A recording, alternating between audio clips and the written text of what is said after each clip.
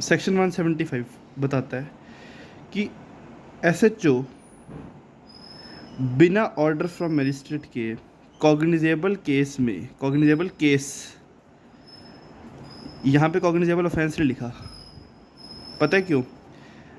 174 sub section 4 की वजह से। 174 सब सेक्शन 4 बताता है कि अगर एक लेडी एफ आई आर लिखवाने आती है 498A, जो पुराना आईपीसी की बात करूँगा, 498A आईपीसी और 494 आईपीसी की, मतलब पति ने मारा पीटा और पति ने दूसरी शादी कर ली। अब ये जो है ये कॉग्निजेबल ऑफेंस है और ये जो है ये नॉन कॉग्निजेबल ऑफेंस है। तो इस सिचुएशन में इस पूरे केस को कॉग्निजेबल केस माना जाएगा, कॉग्निजेबल केस, ठीक है। इस वजह से यहाँ पे कॉग्निजेबल केस लिखा हुआ है, इसका स्कोप ज़्यादा बड़ा है कॉग्निजेबल ऑफेंस से। कॉग्निजेबल ऑफेंस तो सिर्फ एक ऑफेंस की बात हो रही है ना, कॉग्निजेबल केस मतलब कई सारे ऑफेंस है जिसमें से अगर एक ऑफेंस भी कॉग्निजेबल है तो उस पूरे केस को कॉग्निजेबल केस मान लेंगे। तो एसएचओ बिना ऑर्डर फ्रॉम मजिस्ट्रेट के इन्वेस्टिगेशन कर सकते हैं कॉग्निजेबल केस में। प्रोवाइजो नया ऐड हुआ है, पहले सीआरपीसी में नहीं था। प्रोवाइजो बताता है कि ऑफेंस की नेचर और ग्रेविटी को देखने के बाद एसपी साहब डीएसपी को कह सकते हैं इन्वेस्टिगेशन करने के लिए। क्या पता ऑफेंस बहुत बड़ा हो, ऑफेंस बड़ा हो या ऑफेंस में जो लोग इन्वॉल्व हैं वो बहुत हाई फाई हैं, बहुत अमीर लोग हैं, तो सिचुएशन में SP may require DSP to investigate the case. Sub section 2, अगर एक गलत पुलिस वाला इन्वेस्टिगेशन कर देता है तो इससे कोई फ़र्क नहीं पड़ेगा खास। सब सेक्शन 2 ये बताता है, मान लो इन्वेस्टिगेशन करनी चाहिए थी पुलिस वाले ए को, इन्वेस्टिगेशन कर दी पुलिस वाले बी ने, तो इससे कोई फ़र्क नहीं पड़ता। क्यों? क्योंकि procedure is the handmade of justice. Procedural technicalities की वजह से हम जो जस्टिस है उसे मिलने से नहीं रोक सकते। इससे कितना कोई खास थोड़ी फ़र्क पड़ जाएगा, पुलिस वाले ए ने इन्वेस्टिगेशन करनी थी, पुलिस वाले बी ने कर ली, इससे क्या फ़र्क पड़ जाएगा? No proceeding of a police officer in any case shall at any stage be called in question on the ground that the case was one which such officer was not empowered under this section to investigate. Sub section 3 ये बहुत important है। सब section 3 पहले सबसे 156(3) था ना CrPC में, अब ये है। फ़र्क क्या है? बस इसमें जो एप्लीकेशन है ना 156(3) की एप्लीकेशन एफिडेविट पे होनी चाहिए, ये कंपलसरी नहीं था, ये लिखा नहीं हुआ था सेक्शन में, ठीक है। अब इन्होंने लिख दिया, जो भी मजिस्ट्रेट साहब एम्पावर्ड है under section 210 of BNSS, important section है ये, 210 में जो भी मजिस्ट्रेट साहब एम्पावर्ड हैं वो एप्लीकेशन को देखने के बाद जो एफिडेविट के साथ होनी चाहिए और इंक्वायरी करने के बाद जो उन्हें ठीक लगता है और पुलिस वाले की सबमिशन सुनने के बाद कह सकते हैं कि पुलिस एसएचओ साहब इन्वेस्टिगेशन करो, अब इन्वेस्टिगेशन क्यों नहीं कर रहे हो। अब ये पिक्चर में कैसा आता है? सबसे पहले 173(1) में आदमी गया एफआईआर लिखवाने, एसएचओ ने मना कर दिया कि मैं एफआईआर नहीं लिख रहा, पहला स्टेप ये। दूसरा स्टेप, उसके बाद 173(4) में उसने एसपी को सब्सटेंस ऑफ इंफॉर्मेशन लिख दी, एसपी ने कोई एक्शन नहीं लिया। अब वो आदमी क्या करेगा? अब वो इस सब सेक्शन के अंदर मजिस्ट्रेट को एप्लीकेशन देगा एफिडेविट पे, ये नया ऐड हुआ है, ठीक है। उसके बाद मजिस्ट्रेट एफिडेविट एप्लीकेशन को कंसीडर करने के बाद प्लस अगर कोई इंक्वायरी करनी है वो इंक्वायरी करने के बाद प्लस पुलिस ऑफिसर की सबमिशन सुनने के बाद पुलिस को कह देंगे कि भाई इन्वेस्टिगेशन करो। ये होता है पूरा प्रोसीजर। तो पहले एफआईआर लिखवानी है, पुलिस ने नहीं लिखी तो एसपी के पास जाओ, एसपी ने कुछ नहीं करा तो मजिस्ट्रेट साहब को एप्लीकेशन लिख दो एफिडेविट पे। उसके बाद वो इंक्वायरी करेंगे, पुलिस ऑफिसर की सबमिशन सुनेंगे, अगर पुलिस ऑफिसर ने कुछ कहना है वो बोलेगा और उसके बाद मजिस्ट्रेट साहब इन्वेस्टिगेशन का ऑर्डर कर देंगे। सब सेक्शन 4 पहले नहीं था, अब सब सेक्शन 4 ये बताता है कि कोई भी magistrate who is empowered under 210, अगर मजिस्ट्रेट को कंप्लेंट मिलती है who is empowered under 210 against a public servant और पब्लिक सर्वेंट के अगेंस्ट कंप्लेंट क्या मिली है? कंप्लेंट मिली है कि उसने कोई ऑफेंस करा है in the course of discharge of his official duty, official duty करते हुए उसने कोई ऑफेंस करा है। तो उस सिचुएशन में मैजिस्ट्रेट जो हैं वो उस पब्लिक सर्वेंट का जो सुपीरियर ऑफिसर है उसकी एक रिपोर्ट लेंगे जिसमें फैक्ट्स और सर्कमस्टांसेस ऑफ द इंसिडेंट के बारे में लिखा होगा, एंड पब्लिक सर्वेंट जिसके अगेंस्ट एलिगेशंस लगी हैं, जो भी उसने असर्शंस देनी है, जो भी उसने बोलना है, उसकी भी सुनेंगे। उसके बाद मैजिस्ट्रेट साहब इन्वेस्टिगेशन के लिए बोल देंगे। तो एक पब्लिक सर्वेंट है, मान लो पब्लिक सर्वेंट है ए, उसके अगेंस्ट कंप्लेंट फाइल करी किसी ने कि उसने अपना काम करते टाइम कोई ऑफेंस कर दिया। तो उस सिचुएशन में पहले मैजिस्ट्रेट साहब उसके सुपीरियर ऑफिसर की रिपोर्ट को कंसीडर करेंगे एंड पब्लिक सर्वेंट के असर्शंस को कंसीडर करेंगे। उसके बाद वो इन्वेस्टिगेशन के लिए कह देंगे।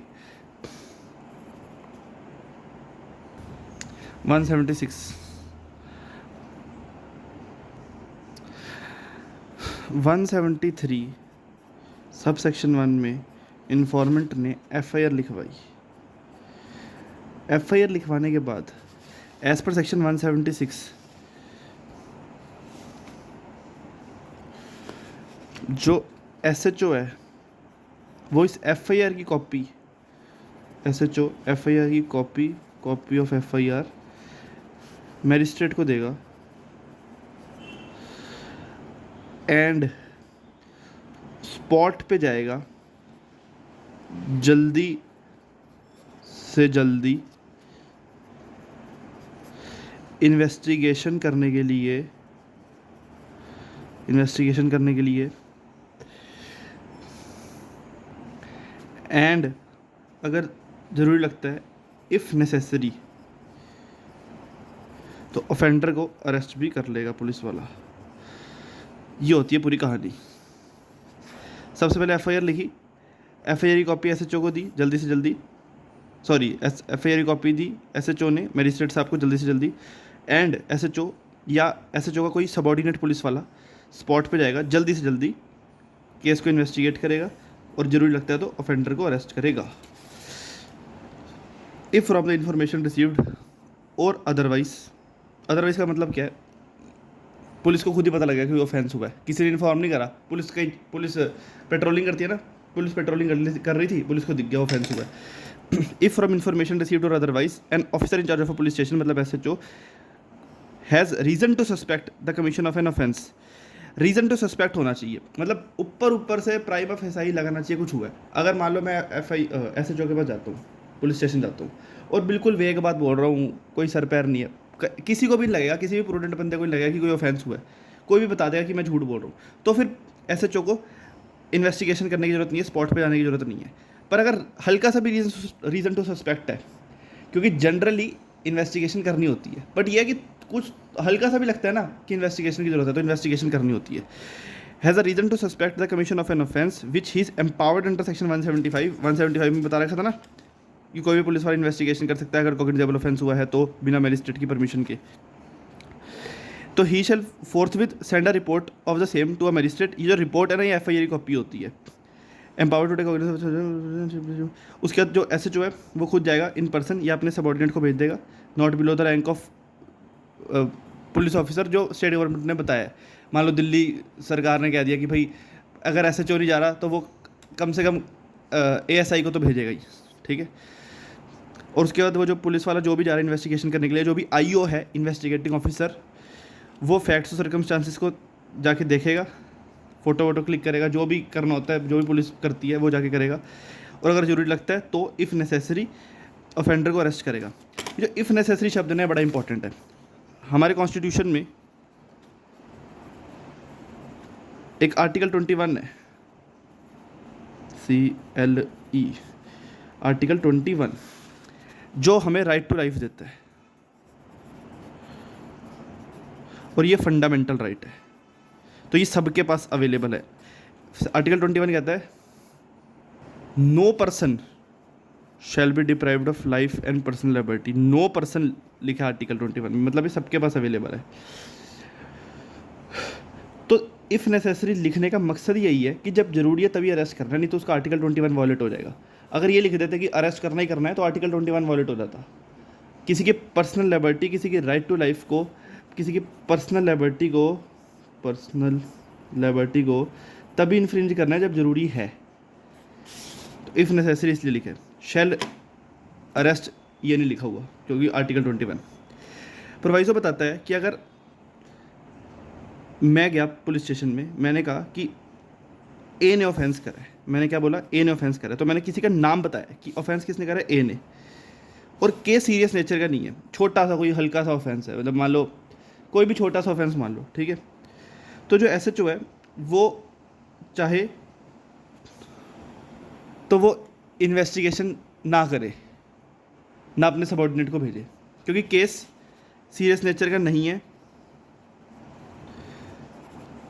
और मैंने इंसान का नाम बता दिया जिसने ऑफेंस करा है, तो कल को अगर पकड़ना होगा तो उसे पकड़ लेंगे। नाम तो पता ही है, नाम पता है तो और भी चीज़ें पता ही होंगी, ऐसा मान के चल रहे हैं, शक्ल भी पता ही होगी, तो सीरियस नेचर का भी नहीं है, नाम भी पता है, तो पुलिस वाला SHO या उसका सबॉर्डिनेट इन्वेस्टिगेशन करने ना जाए तो कोई फ़र्क नहीं पड़ता। B, अगर SHO को लगता है कि सफिशिएंट ग्राउंड नहीं है for entering on an investigation तो he shall not investigate the case. अब ये सफिशिएंट ग्राउंड जो है ना, ये बड़ी, मतलब इसकी इंटरप्रिटेशन ठीक करना बहुत ज़रूरी है। जनरली पुलिस इन्वेस्टिगेशन करेगी अगर हल्का सा भी लगता है ऑफेंस हुआ है। प्रोवाइजो बताता है कि अगर ऑफेंस ऑफ रेप हुआ है, अगर रेप हुआ है तो विक्टिम की जो स्टेटमेंट है वो उसके घर पे रिकॉर्ड करी जाएगी या और किसी प्लेस पे जो उसे ठीक लगती है, विक्टिम को ठीक लगती है। वुमेन पुलिस ऑफिसर करेगी, उसके पेरेंट्स, गार्डियन या नियर रिलेटिव्स या social worker of the locality की प्रेजेंस में, और वो जो स्टेटमेंट है उसे ऑडियो वीडियो इलेक्ट्रॉनिक मीन्स के थ्रू भी रिकॉर्ड करा जा सकता है, इंक्लूडिंग मोबाइल फ़ोन।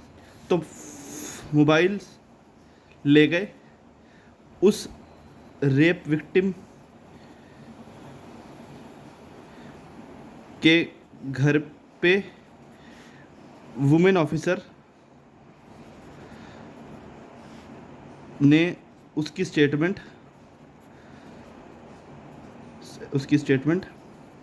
रिकॉर्ड कर ली, उसके घर परिवार या फिर रिश्तेदारों या सोशल वर्कर या गार्डियन की प्रेजेंस में।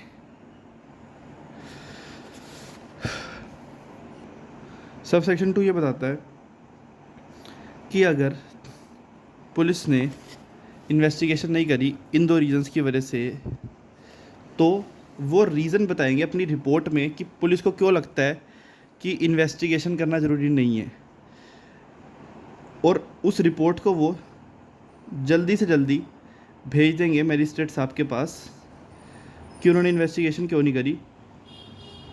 साथ में डेली डायरी रिपोर्ट भी भेजेंगे फोर्टनाइटली टू द मैजिस्ट्रेट। और अगर पुलिस ने इन्वेस्टिगेशन नहीं करी क्योंकि पुलिस को लगता था कि भाई सफिशिएंट ग्राउंड नहीं है इन्वेस्टिगेशन करने के लिए, तो पुलिस इन्फॉर्मेंट को भी बताएंगे जिसने इन्फॉर्मेशन दी थी कि भाई हम इन्वेस्टिगेशन नहीं कर रहे, ताकि अगर वो एग्रीव्ड हो तो वो SP को इन्फॉर्मेंट सब्सटेंस ऑफ इन्फॉर्मेशन लिख दे कि भाई पुलिस इन्वेस्टिगेशन नहीं कर रही, या वो मैजिस्ट्रेट साहब को एप्लीकेशन लिख दे अंडर सेक्शन 175(3). सब सेक्शन 3 इज़ वेरी इंपॉर्टेंट, ये नया ऐड हुआ है। अगर ऑफेंस की इन्फॉर्मेशन मिली जिसमें सज़ा 7 साल से ज़्यादा है, तो जो SHO है वो फॉरेंसिक साइंस एक्सपर्ट को कहेगा कि भाई क्राइम सीन पे जाओ और फॉरेंसिक एविडेंस कलेक्ट करो, और उस पूरी जो भी वहाँ पे हुआ है, मान लो मर्डर हुआ है किसी का, तो पूरे जो भी इंसिडेंट है उसकी वीडियोग्राफी भी होगी मोबाइल फ़ोन पे या और किसी इलेक्ट्रॉनिक डिवाइस पे। तो इसमें इंपॉर्टेंट क्या है, ये पेपर में आ सकता है, प्री में, मेंस में भी आ सकता है, क्योंकि ये नया है। जो चीज़ें नहीं है ना उनके आने के चांसेस थोड़े से ज़्यादा है। सब सेक्शन 3 ये बताता है कि अगर ऑफेंस की सज़ा 7 साल से ज़्यादा है तो forensic science expert visit crime scene पे जाएगा, फॉरेंसिक एविडेंस कलेक्ट करेगा और उस पूरे प्रोसेस की वीडियोग्राफी भी होगी मोबाइल फ़ोन से या किसी और इलेक्ट्रॉनिक डिवाइस से। ये जो 5 साल लिखा है, ये लिखा हुआ है कि BNSS जो है ये तो 1 जुलाई 2023 से पिक्चर में आ गया, एनफोर्स में आ गया, पर इसके एनफोर्स में आता ही फॉरेंसिक एक्सपर्ट मिल जाए ज़रूरी तो है नहीं, क्योंकि इंडिया अभी डेवलपिंग कंट्री है, डेवलप्ड कंट्री नहीं है, इतने फॉरेंसिक एक्सपर्ट नहीं है। कुछ स्टेट में हो भी सकते हैं पर हर स्टेट में नहीं है। तो इसलिए इन्होंने 5 साल लिख दिया कि स्टेट गवर्नमेंट जो भी डेट बता देगी ना, उस डेट से 5 साल के अंदर फॉरेंसिक एक्सपर्ट को अरेंज करना है। और सब सेक्शन इसका प्रोवाइजर भी बताता है कि मान लो दिल्ली में फॉरेंसिक एक्सपर्ट बहुत सारे हैं, पर कोई एक स्टेट है जिसमें फॉरेंसिक एक्सपर्ट नहीं है, तो जिस स्टेट में नहीं है वो स्टेट दिल्ली के फॉरेंसिक एक्सपर्ट को बुला के उसकी मदद लेके इन्वेस्टिगेशन को कर सकती है। अब 176 में जो हमने पिछले ही सेक्शन पढ़ा, उसमें जब पुलिस ने इन्वेस्टिगेशन करने के बाद रिपोर्ट बना ली तो वो उस रिपोर्ट को मजिस्ट्रेट के पास भेजेंगे थ्रू सच सुपीरियर ऑफिसर, जो स्टेट गवर्नमेंट बताएगी, जर्नल या स्पेशल ऑर्डर के थ्रू। SHO ने इन्वेस्टिगेशन करी 176 में, रिपोर्ट बनाई मतलब फाइल बनाई। अब उस फाइल को कौन देगा? Superior officer. कौन सा सुपीरियर ऑफिसर? जो स्टेट गवर्नमेंट बताएगी। सब सेक्शन 2 ये बताता है कि अगर सुपीरियर ऑफिसर वो फाइल पढ़ता है, उसे लगता है कि इसमें कुछ चेंजेस होने चाहिए कुछ, तो वो चेंजेस के लिए कह सकता है, या चेंजेस का मतलब है फर्दर इन्वेस्टिगेशन के लिए या कुछ और काम करने के लिए भी, कमी पेशियों से दूर करने के लिए। बेसिकली सुपीरियर ऑफिसर इंस्ट्रक्शंस दे सकता है officer in charge of police station को, और वो उन इंस्ट्रक्शंस को रिकॉर्ड करने के बाद उस रिपोर्ट में जो सुपीरियर ऑफिसर है वो मजिस्ट्रेट को दे देगा बिना किसी देरी के। यहाँ पे हर काम जल्दी से जल्दी करना है, क्योंकि इंसिडेंट जितना पुराना होता है ना, जो विटनेस है उनकी मेमोरी फेड हो जाती है, एविडेंस ख़राब हो जाते हैं, टेम्पर होने के चांसेस बढ़ जाते हैं। मान लो एक आदमी है, उसने मर्डर होते हुए देखा आज, अब उसे हम कोर्ट में विटनेस बना के ला रहे हैं 10 साल बाद, अब उसे क्या याद रहेगा? कुछ भी याद नहीं रहेगा उसे, सारे एविडेंस लगभग मिट जाएंगे, बस फाइल में लिखा होगा जो लिखा होगा, बाकी सब मिट जाएगा। तो जल्दी से जल्दी करना सब कुछ। अब जब मजिस्ट्रेट साहब को 177 में रिपोर्ट मिल जाएगी तो 178 में वो इन्वेस्टिगेशन के लिए कह देंगे कि पुलिस इन्वेस्टिगेशन करे। अब इसका क्या मतलब हुआ?